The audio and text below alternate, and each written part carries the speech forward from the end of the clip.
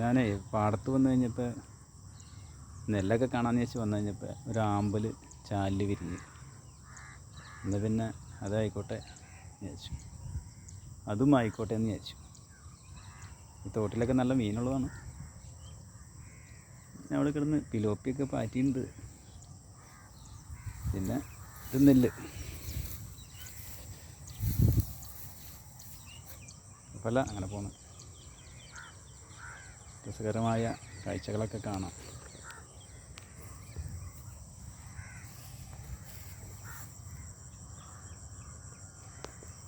നേരം വെളുത്ത് ഒരു 7:16